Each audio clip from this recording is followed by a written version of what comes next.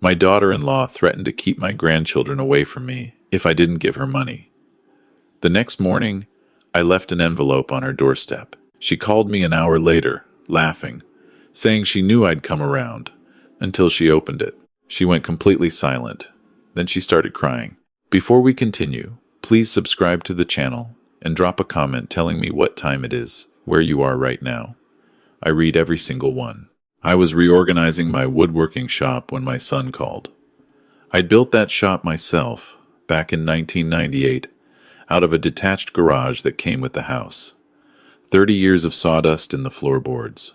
30 years of projects lined up on the shelves, birdhouses for the grandkids, a rocking chair I'd made for my late wife, a display cabinet I kept meaning to finish. I had the radio on low, some country station playing something I half recognized, and I was sorting drill bits by size when my phone buzzed against the workbench. Son.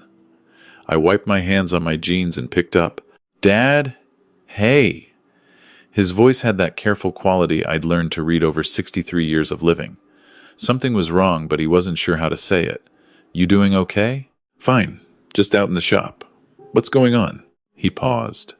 Vanessa and we've been going through a rough patch. Financially. I set the drill bit down. How rough? The restaurant expansion.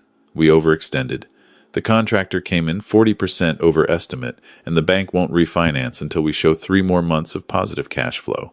We're behind on the mortgage. Not far behind, but behind. I'd heard versions of this before. My son, Thomas, had opened a barbecue restaurant in Austin 7 years ago. It had done well, genuinely well, the kind of place that got written up in the local paper and had a line out the door on weekends. Then his wife Vanessa decided they should open a second location, then a third. Thomas had hesitations. I remembered the phone call where he'd talked through his doubts with me. The numbers he wasn't sure added up. 2 weeks later, he called back and said they were moving forward. I never asked what changed his mind. How much do you need? I asked. 20,000. I sat down on my shop stool. The radio kept playing. Thomas, you know I have to think about this. I know, Dad.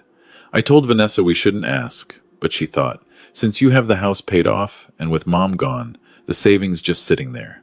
I noticed how he said it. Since Mom was gone.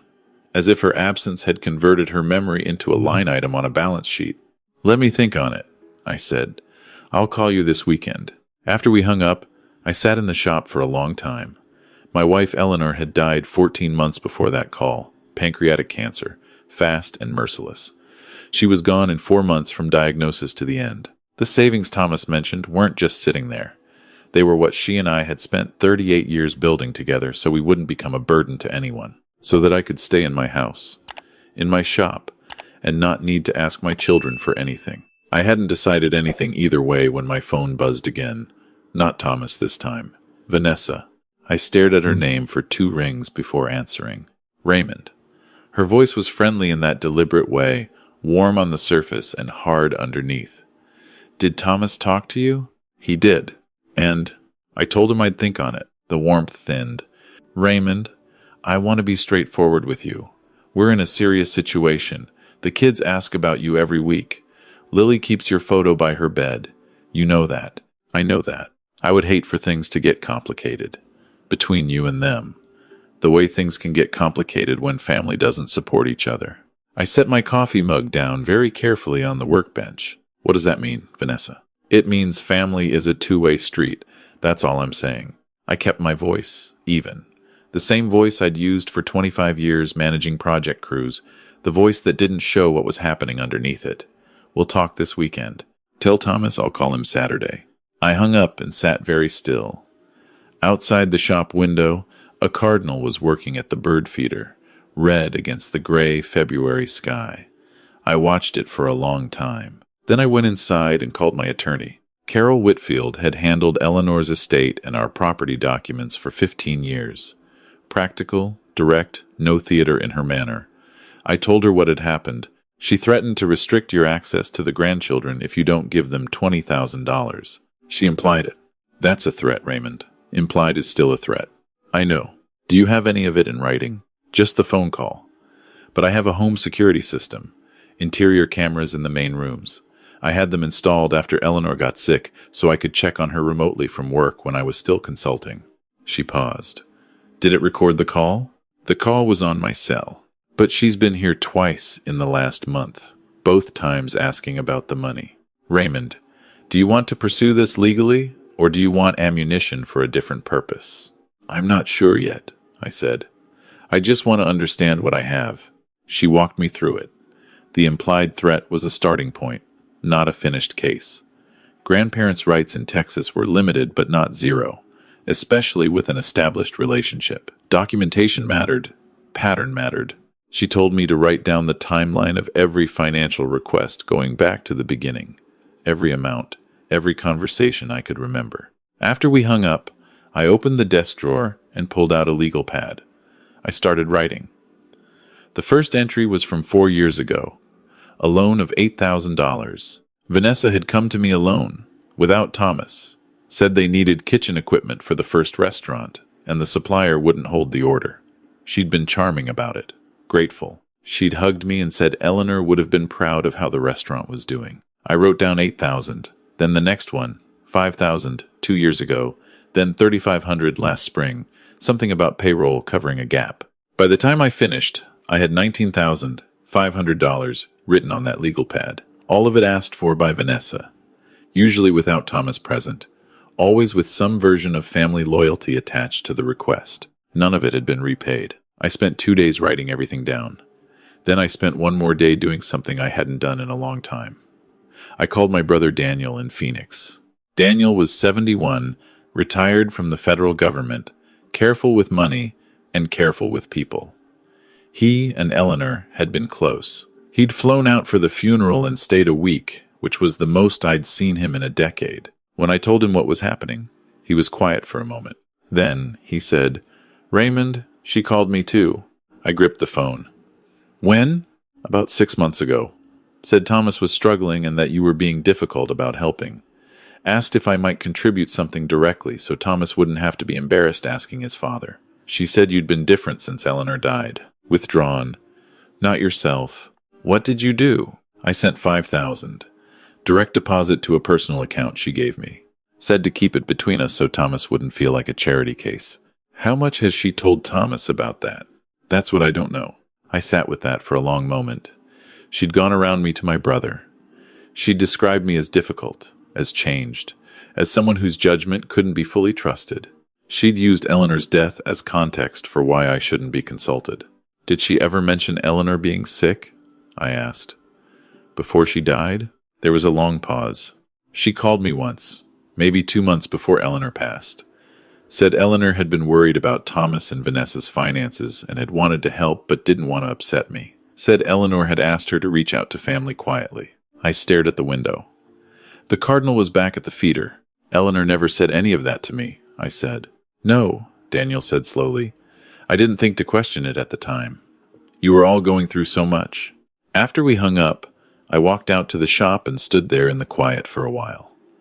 Eleanor had been a practical, clear-eyed woman who talked to me about everything. Every worry, every decision, every doubt. In 38 years of marriage, she had never once hidden a financial concern from me. She'd never asked anyone to go around me for anything. The idea that she would have quietly mobilized family members to send money to our daughter-in-law without telling me was not Eleanor. It was not remotely who she was. Vanessa had used my dying wife's name to extract money from my brother. I went back inside and called Carol. This changes things, she said, when I'd told her about Daniel. Potentially significantly. If she was soliciting money from family members using fraudulent representations, especially invoking a deceased person, that's not just a family dispute. That's a pattern with legal implications. I need to know if there are others, I said. Then you need to ask. It took 3 calls to find them. Eleanor's sister Ruth in Albuquerque had sent 4,000, told by Vanessa that Eleanor had set up an informal support fund for the restaurant and Ruth's contribution would be pooled with others. Eleanor's college friend Patricia in Nashville had sent 2,500, told Thomas was too proud to ask his father directly. My own cousin Walt in Denver had sent 3,500, told I was aware, and had asked Vanessa to coordinate so I wouldn't have to manage the logistics while grieving. I wrote all of it down on the legal pad. Different calls, different stories, all of them invoking either Eleanor's wishes or my own consent. All of them delivered by Vanessa alone, without Thomas present. I called Thomas. He answered on the second ring, cheerful. "Hey, Dad, you called early. Saturday's tomorrow." "I know, Tom. I need to ask you something, and I need you to answer me straight." "Of course," he said. His voice shifted. "Has Vanessa talked to any of your mother's family about the restaurant situation?" Long pause. "What do you mean? Has she asked them for money? Directly? Without you being part of the conversation?" The silence stretched long enough to tell me the answer before he spoke. I'm not sure what conversations she's had. She handles a lot of the relationship stuff." "Has she mentioned your Aunt Ruth?" "Dad, what's going on?" "I need you to trust me for a few days," I said. "Don't tell Vanessa I called. Can you do that?" Another long pause. "You're scaring me." "I know. I'll explain everything soon. Just a few days." After we hung up, I drove to the office supply store and bought a printer cartridge. Spent the evening printing every bank statement going back 3 years, every text message exchanged with Vanessa, the notes from my calls with Daniel, Ruth, Patricia, Walt. I organized everything into a folder with labeled dividers, the way I'd organized project documentation for 25 years of engineering consulting. The next morning, I put it all in a large manila envelope. Then I drove to Vanessa's restaurant, the second location, the one on South Congress, the expansion that had supposedly pushed them to the edge.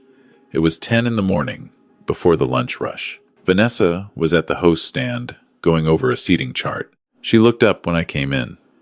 Her expression shifted through surprise, calculation, and then settled on warmth. "Raymond, I wasn't expecting you. Are you here to talk?" I held out the envelope. Her face relaxed immediately. She reached for it, and I saw it. The way her shoulders dropped, the small exhale of relief, the assumption. Her hand was already moving to tear it open. "Finally," she said, smiling. "I knew you'd think it through." I said nothing, just watched. She pulled the contents out. Her eyes moved across the first page, stopped. "What is this?" "Bank statements," I said. "Going back 30 months. I've highlighted every transaction relevant to what I need to discuss with you."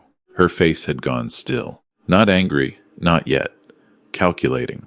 "I've also spoken with my attorney," I continued. "And with Daniel, and Ruth, and Patricia, and Walt." She looked up from the papers. Her mouth opened. "Eleanor's name appears in records from 6 separate conversations you had with family members over the past 2 years," I said. "In 4 of those conversations, you represented that Eleanor had made certain requests, or had given certain approvals. Eleanor never said any of those things. Eleanor never would have said any of those things." The color was leaving her face. "There's also the matter of what you said to me on the phone 4 days ago, about things getting complicated with my grandchildren. I have a record of that call. You recorded me? My home security system captures audio in the main living areas. We've had this system for 5 years. You've been in my home many times. The relevant recordings are also in that folder." She set the papers down on the host stand. Her hands were shaking slightly. "Raymond, I can explain all of this." "You're welcome to explain it to my attorney," I said. "Her card is paper-clipped to the back page." I walked to the door. Behind me, I heard the papers shifting, her breathing, the sound of someone realizing the story they'd been building has just collapsed. "This is insane," she said, loud enough for the 2 line cooks visible through the kitchen pass to look up. "You're trying to destroy us. You're trying to destroy Thomas." I turned back. "Thomas is not in that folder. Thomas is going to be fine." I drove home through morning Austin traffic. At a red light on South Lamar, I sat with my hands on the steering wheel and felt nothing in particular. Not satisfied, not relieved, just very tired and very clear. My phone started ringing before I reached the highway. Vanessa, 3 times in a row. I let it go to voicemail. Then Thomas. I answered that one. "Dad, what is happening?" Vanessa called me, and she's not making sense. She's crying and saying you're trying to have her prosecuted. "I'm driving, Tom. I'll be home in 20 minutes. Can you come over?" He was at my house before I was, sitting on the front porch steps when I pulled into the driveway. He was 40 years old, but he looked younger sitting there, shoulders forward, elbows on his knees, The way he used to sit as a kid when something was wrong at school. I sat down next to him. "Tell me everything," he said. I did. I told him about Daniel, about Ruth, about Patricia, about Walt. I told him about the calls Vanessa had made, invoking Eleanor's wishes, invoking my consent, telling people not to mention it to me or to him. I showed him the folder. He went through it slowly, page by page, without speaking. When he got to Ruth's account of what Vanessa had told her, his jaw tightened. When he got to Daniel's statement about the $5,000, he closed his eyes briefly. When he got to the page I'd written about Eleanor, about Vanessa telling Daniel that Eleanor had been worried and had wanted to help without upsetting me, he put the folder down on the porch railing and looked at the street for a long moment. "She told me," he said finally. "She told me that Aunt Ruth had offered to help, voluntarily, out of love for Mom's memory. She told Ruth the same thing was coming from Eleanor." He pressed his hand over his mouth. "Dad." "Yeah. She let your mother's family think Eleanor asked for this." "Yes." His voice dropped. "Mom died thinking, did Mom know that Vanessa was doing this? I don't believe she did. I believe your mother died without knowing any of it." He stood up and walked to the edge of the porch, stood there with his back to me, and I gave him the time. A neighbor's dog was barking 2 houses down. The live oak in my front yard was dropping small branches from last night's wind. "I'm not filing anything yet," I said, after a while. "That's not what this was. I needed you to know the truth. Whatever you decide to do with it, that's between you and Vanessa. But I needed you to know." He turned around. His eyes were red. Why would she not just ask me? Why would she go to all these people and lie? I don't know what she was thinking. Maybe she thought it was easier. Maybe she thought if it came back to me through enough different channels, I'd eventually just accept it. How much total? Between Daniel, Ruth, Patricia, Walt, and what I gave directly, $51,500. He exhaled slowly. "The restaurant doesn't even need all of that right now." "I know." We sat on the porch for another hour. He called Vanessa back while I was inside making coffee.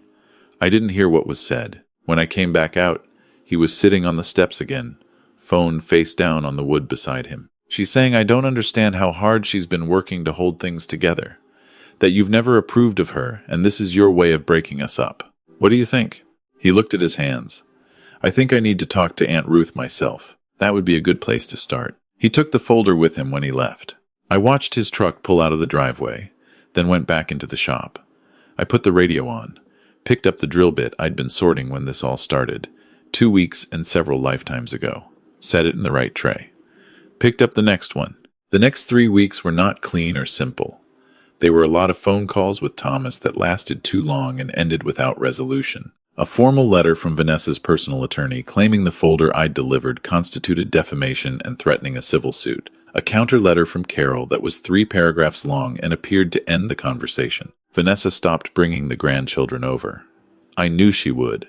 I had expected it. Expecting it didn't make it easier to drive past the park where I'd taken my granddaughter Lily every Saturday morning to look at the swing set and think about the gap now sitting in that part of my week. I wrote the names of my grandchildren on a piece of paper and put it on the workbench where I could see it while I worked. Not as a reminder of what I was fighting for. Exactly. More as a reminder that the discomfort I was sitting with was not the point. The point was something larger. Thomas called on a Thursday evening. Late. Later than he usually called. His voice was steady but hollowed out. The voice of someone who had been through something and come out the other side without knowing yet what side it was. "I talked to Ruth," he said. "Then Patricia. Then Walt. How are they?" "Confused. Hurt. Ruth said she'd thought she was honoring Mom's last wishes." She cried. "Dad." "I know. I also pulled our personal bank records, going back 3 years. There's more." He paused. "Accounts I didn't have full visibility into. Consulting fees she was paying herself from the restaurant's operating account for work she described as brand management." "How much more?" "A lot more." "Is she still at the house?" "She's staying at her sister's. We haven't talked in 4 days." "Tom, I know. What do you need right now?" "Honestly?" He exhaled. "Can I come over and help you with whatever you're building out there? I used to do that when I was a kid. When things were bad at school or whatever, you'd let me come out to the shop and we'd just work on something." "Come over," I said. "I've got that cabinet half finished. I could use a second pair of hands. He showed up 40 minutes later with fast food for both of us, which made me feel about 30 years younger, sitting on shop stools, eating burgers, while sawdust settled in the yellow light. We didn't talk much. The cabinet took shape slowly, the way things do when you're not in a hurry. When he left, close to midnight, he hugged me on the porch for a long time. Neither of us said anything about what it meant. It meant what it meant. 2 weeks after that, I was sitting in Carol's conference room across from Vanessa's attorney, a man named Greer who wore a very expensive watch and kept recapping his pen between sentences. The civil threat had dissolved once Carol had laid out, in writing, what documentation existed and what additional documentation could be obtained. This meeting was something else, a structured conversation about resolution. Vanessa was not present. Thomas was not present. It was me and Carol and Greer and a lot of paper on a conference table. My client acknowledges that certain communications may have caused confusion among family members, Greer said. Carol didn't blink. We'd prefer to use the accurate word for what those communications were. My client is prepared to provide a full accounting of funds received from various family members and to discuss a repayment structure. Carol slid a document across the table. The repayment structure she has in mind begins immediately and includes all third-party family members, not only Raymond's direct loans. Greer looked at the document. There was a long pause. His pen recapped and uncapped twice. That's a significant scope. It's an accurate scope, Carol said pleasantly. By the end of the meeting, nothing was finalized. These things don't finalize in one meeting, but there was a structure on the table, a timeline, a list of names, a set of numbers. When I walked out of the building into afternoon sun, I stood on the sidewalk for a moment, feeling something I hadn't expected. Not victory, exactly, more like the completion of something I had started without knowing where it would end. My phone buzzed, a text from Thomas. Lily wants to know if you can come to her school thing next Thursday. It's a music recital. She has a part. I stood there on the sidewalk and read that text twice. I'll be there, I typed back. 3 months later, I finished the display cabinet. Cherry wood, mortise, and tenon joints, glass front with a small brass latch. I'd made it to replace the one in the living room that had held Eleanor's collection of small ceramic birds, 37 of them, accumulated over 40 years from places we'd traveled together, gifts from people who knew what she collected. After she died, I'd packed them carefully in tissue paper and put them in a box because I couldn't look at them every day. Not yet. On a Saturday morning in late May, I unpacked them, laid them all out on the kitchen table. Lily was with me, 7 years old, gap-toothed, serious in the way children are serious when they think they're helping with something important. "What are these?" she asked, holding up a small blue heron from a trip Eleanor and I had taken to the Outer Banks years before Lily was born. "They were your grandmother's," I said. "She collected them." Lily turned the heron carefully in both hands. "She has a lot." "She did. Where are they going?" I pointed at the cabinet in the living room. We spent the morning arranging them together. Lily had opinions about where each one should go, which I largely deferred to. And by noon the cabinet was full, and the room looked like itself again in a way it hadn't since Eleanor died. I made grilled cheese for lunch, and Lily ate hers standing up, still studying the cabinet, moving one small owl half an inch to the left, then back. "Did you make that?" she asked, pointing to the cabinet. "I did. Can you teach me?" I looked at her for a moment. Her hands were still covered in sawdust from the shop, where I'd let her sand a scrap piece of wood while I finished a few things that morning. Her expression was entirely sincere. "Yeah," I said. "I can teach you." That evening, after Thomas picked Lily up, I sat in the living room in the chair by the window, the house quiet, the cabinet visible from where I was sitting, the ceramic birds arranged in Lily's order, not quite the order Eleanor would have put them in, but its own order, the order of someone who had cared and paid attention. Was it worth it? I thought. The legal fees, the family conversations that had been uncomfortable and necessary. Watching Thomas work through something that had fractured his life open. Watching Vanessa's attorney uncap and recap his pen and eventually agree to a repayment schedule that Ruth and Patricia and Daniel and Walt would receive. Not just me. I didn't have a clean answer. I had a cabinet full of ceramic birds and a 7-year-old who wanted to learn woodworking and a son who came over on Thursday evenings sometimes just to be in the shop. I had the legal pad in my desk drawer with all the numbers on it, most of which would eventually come back, and some of which probably wouldn't, and I'd made my peace with that. What I didn't have, and hadn't had since I walked into that restaurant on South Congress and handed over the envelope, was the feeling of waiting. That particular weight of knowing something was wrong and choosing not to name it, that was gone. Whatever the weight of what replaced it was at least honest. You can carry honest weight. It tells you what it is. I turned the lamp off when it got dark, sat in the chair a while longer. The ceramic birds were barely visible in the evening light from the window. A small blue heron, a spotted sandpiper, a painted cardinal, 37 years of places. Eleanor would have wanted the truth told. She would have hated the lying more than she would have hated the conflict.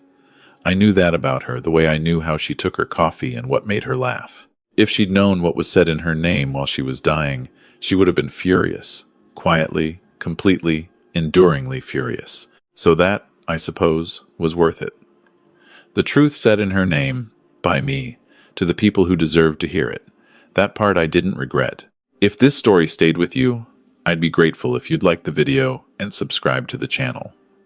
And if you've been through something like this, leave a comment. Tell me what time it is where you are, and tell me what you did. To watch the next story, click on the box to your left.